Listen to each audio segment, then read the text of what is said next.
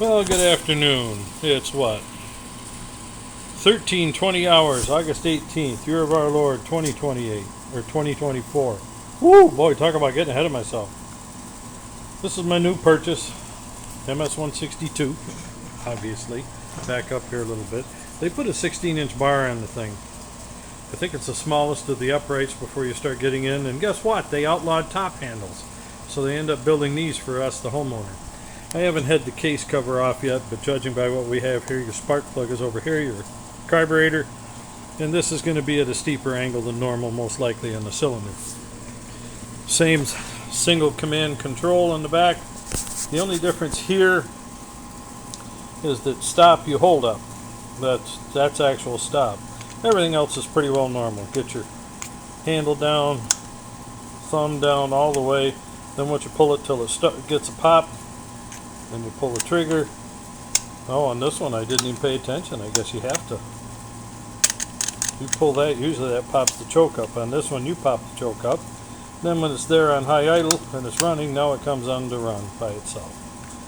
So, to recap, there's choke, partial choke and high throttle, and then it goes into run mode when you tap the trigger. Couple things here. This sucker is a little touchy. As far as you got to have that way in there for that throttle to work. You can't just have your hand resting on there. Sometimes that locks up. Other than that, it's pretty good. The caps are not the old twist lock. These are actually threaded, which on smaller stuff I prefer. They're a lot lighter. Yeah, don't turn the cap off. Remember, that's flammable. They really have to have a sticker for that? Yeah, here, California Proposition 65. No, some of these warnings are going to go away. Read and follow all safety and caution instructions.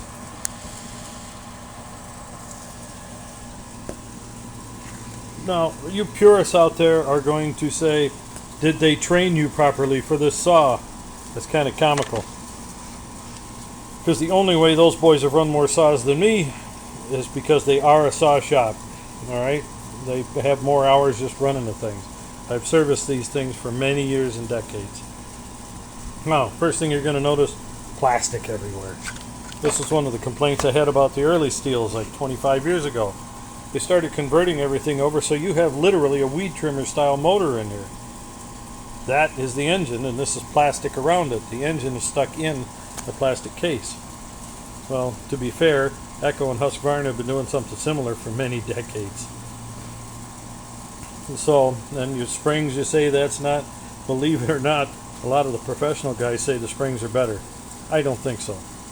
But they are definitely less expensive and good for a homeowner style saw. Now, like I said, this is the smallest of the upright saws. I just ran this thing, I might even have 2 minutes on it, 3 minutes.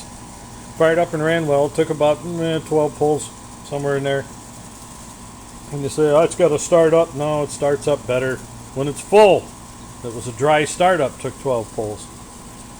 Doesn't have a primer. Well, that's ridiculous. No, not really. Glad it doesn't have a primer. I think the primers are ridiculous. Build the saws right. Quit screwing around. On the bigger saws, a primer might actually make some sense.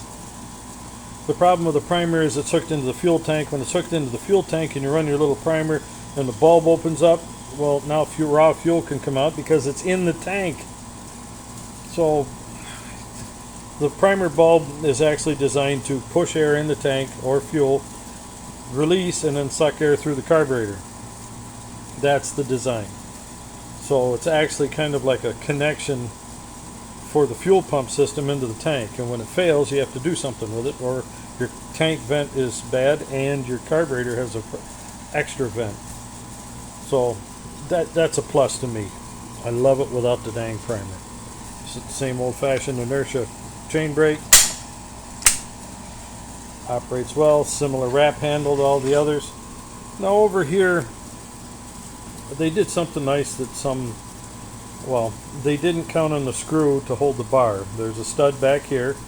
There's your bar adjusting screw with a big old doodad tab sticking out into the bar. Same style side adjustment the Steels had for many years.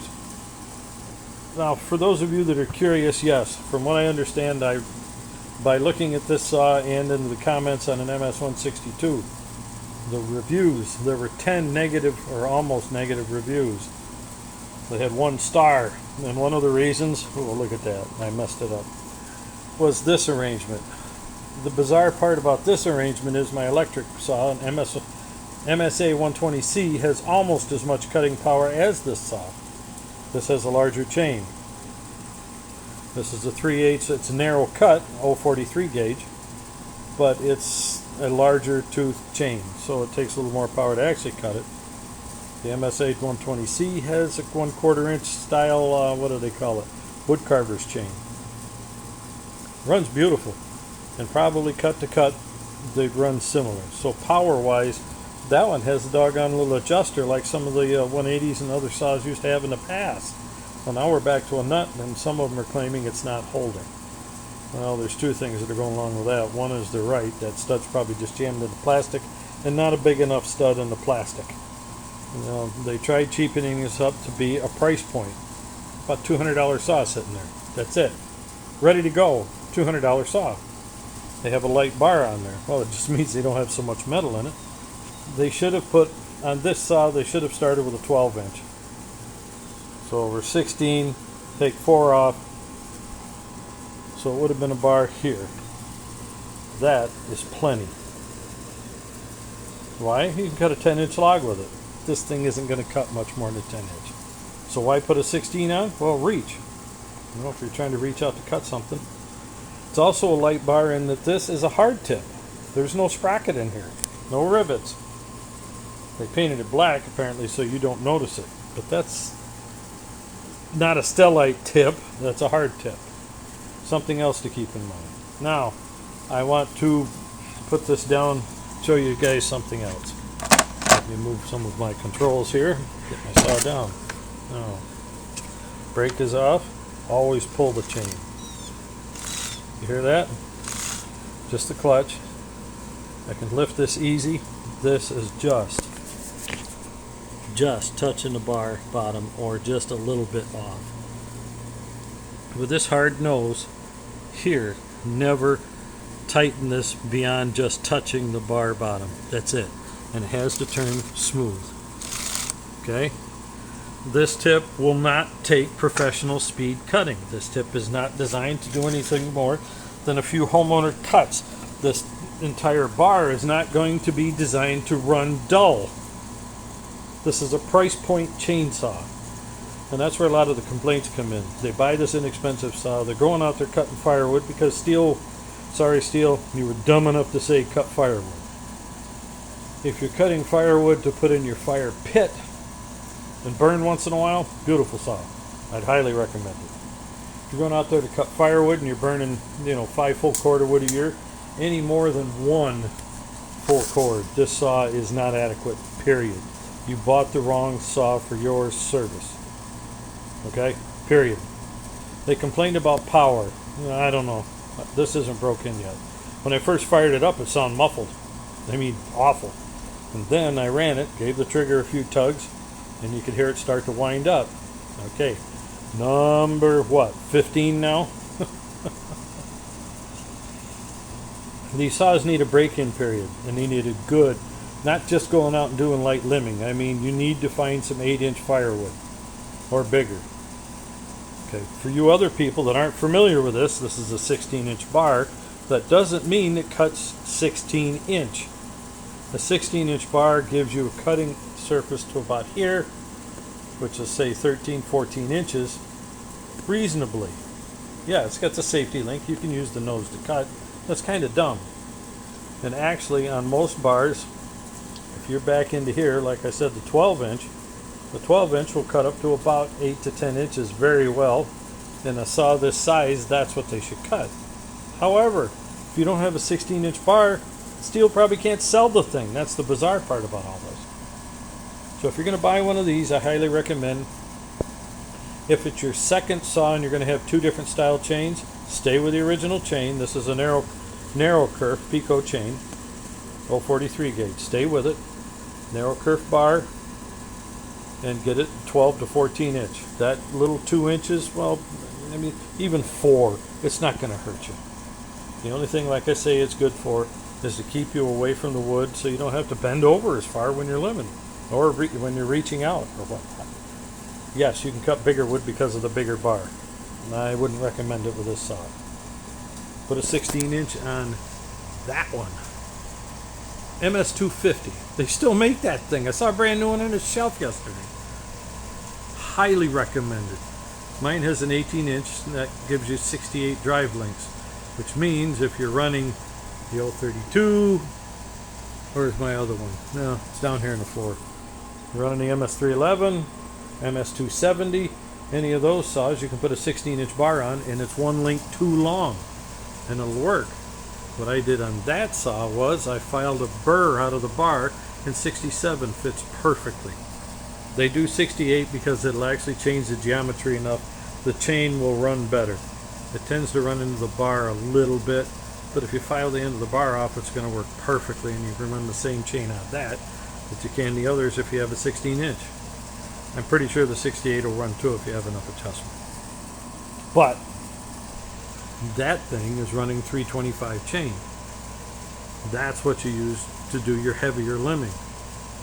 Highly recommended. Now the 251 version of that runs the 050 gauge, the heavier homeowner, and trimming saw. And you can get the other chain in chisel. But if you're with a 325, you can get it in chisel just as well. So, you know, if you really want to cut firewood and you're cutting more than 1 cord a year, that's the one to get, the MS250. Maybe the 251, but I go with the MS250. That rascal will cut you 4 or 5 a year. So what do you have those for if you don't burn more than 5? Well, occasionally I've burned more than 5. That's just a toy that I have for antique status. I love having antique saws. You saw the 031 on the wall there, and I have an 032 in a drawer to repair. And I just like a bigger saw.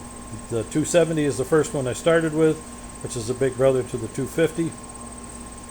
You say, where's the 260? 261, 262, they're professional saws. They're animals. You're going to pay huge.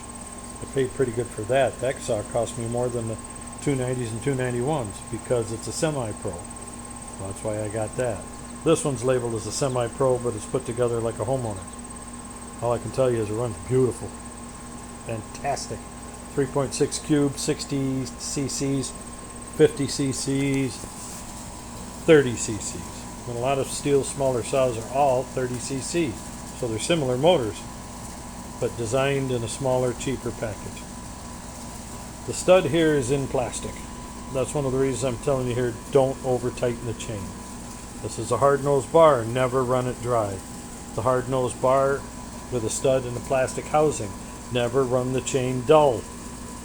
I don't care if it's your last 2 cuts, never run the chain dull. One main reason. Oops, wrong one. And I believe, no, that was the right one, I guess. Right here is one of the reasons why. You have a sharpening mechanism here from steel. Pull my glasses out, see if I got the right one. I have 4 or 5 of the things. 5. Okay.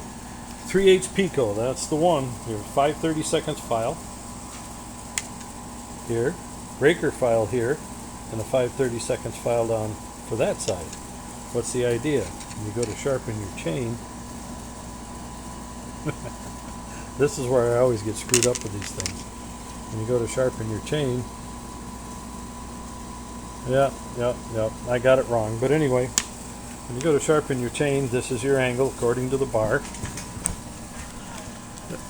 Alright, here we go. Let me see if I can get this to work right. Alright, there we go. That's how it rides. The file is in the tooth, and this file is on the raker. Here. Use this thing. You get your angle right, because it's against the bar. Just a few strokes, you'll be sharp. Brand new chain, I just cut down a few small limbs. Alright, well, that's it for the MS recommendations for people running this saw. And that's just for my first few cuts and putting this thing together, having a grand total of 2 minutes of running time. When I start looking at what's going on here and people making complaints, when you get down to it, the main problems are going to be that stud because you over tightened it. Then you over tightened the chain, and this hard nosed bar, you cannot over tighten the chain because that's not a true stellite tip bar. It's just hard steel. It's a price point saw, very well priced, very nice runner, idles beautifully. I was shocked. So yeah, I know. I'll do another review later when I get a day's worth of time because it's not even broke in yet. People were complaining about power. Well, so far that I can see, that's not a problem. It's not broke in yet. So it'll be fine later. But recommendations for all of you. Be careful with these things. Now steel, you need to make a change. There's a bushing in here that the nut pushes against to clamp the bar. It's too small. The outside diameter should be much larger. On the inside, the stud has a shoulder in the plastic. Both parts of that need to be larger. And if not, because of that cap there, that stud should have an inside nut and washer as well, and sealed in there with an O-ring. You say, well, that's a lot of, yeah, well, whatever. But put it in like you are now, run it into the tank, glue it in place, and put a nut in the opposite side. You'll have a lot less trouble with that stud. That's going to make manufacturing, it is. If you're going to make a better saw, the least you can do is make a larger shoulder on the inside of that stud so that the shoulder there and the bushing here are farther beyond the slot, and this thing holds better because the plastic isn't holding anything. So that's one of the places the steel has failed, but so far it has not failed. And to be honest, if they follow those recommendations and make this a twist lock saw like my MS162, I probably would have paid another $25 more for this saw. Why? Well, because they give you a little knob up here to run the bar out, and you got a twist lock here, big thing, nice and big. Well, if they put the washers internally, the shoulder and a washer of sorts or bushing to clamp, that little hand wheel will do just enough of what this saw needs. But that's just me. If you're going to run a 16-inch bar, then the nut's better. And they used to have the option. So that is tremendously recommended. If you're going to buy this saw, you will buy that, or you will be seriously disappointed because you will destroy your saw and it'll be your fault. There will be no warranty.